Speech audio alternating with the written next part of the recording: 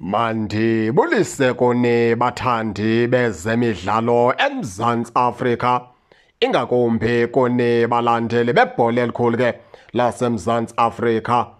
Silapha ke kwimanagement yeqela leKaizer Chiefs.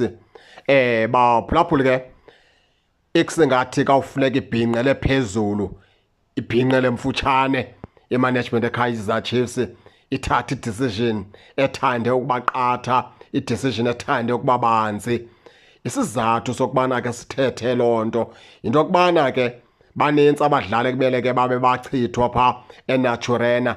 Loo nto yenzela imanagement intloko. Uthi xa ubala mphulaphuli ubale ubone uba ifanele imanagement yeKaizer Chiefs ukuhamba ngale pace ihamba ngayo, ngoba kunoba lula ukuthatha le decision mele ke iyayithatha. Banintsi abadlali phaa abangakasayiniswa zicontract ndibala phaa ooNtwari ekucaba ke nabo ke into yabo ayicaci. uNtwari ke ke contract yakhe ikhona kodwa into yakhe ayicaci ncakasana. Ekusingathi naye ngomnye wabadlali abazophuma phaa ngaphakathi eNaturena. Sibalo Bruce Vuma abangakavuselelwa kwa-contracts zabo, oSibongiseni Mthethwa abangakavuselelwa kwa-contracts zabo, ooGeorge Mahlow nabo babalwa apha mphulaphuli, ooSolomons babalwa nabo ke apha ke mphulaphuli, oKhanyisa Mayo babalwa nabo ke lapha ke mphulaphuli. Into ethetha ukuthi ke le decision mele ithathwe yimanagement yeKaizer Chiefs, i-decision eqatha engekho lula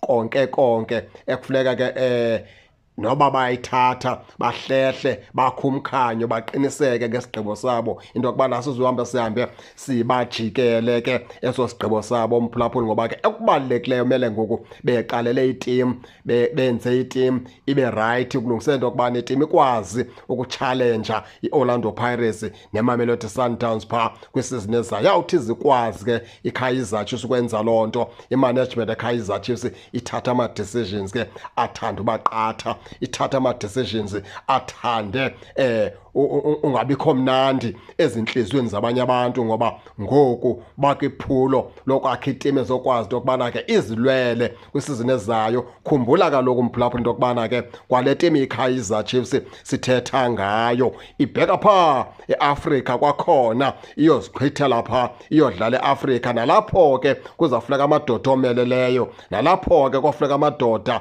isitori sawo asaziyo. Yile nto ke thina ke sithi ke imanagement yeKaizer Chiefs ngoku lifikile ixesha lokubana bathathe ama-decisions aqatha, ama-decisions azobakaka kwezinye inhliziyo zabanye abantu. Injalo ke baphulaphuli ke ningake ningene ke nani ke nitsho into yokubana niva njani. Ningakhohlwa usubscribe kule channel ukuze ningaphoswa zezemidlalo endizanothulela zona kwixa elizayo kakuhle babukeli.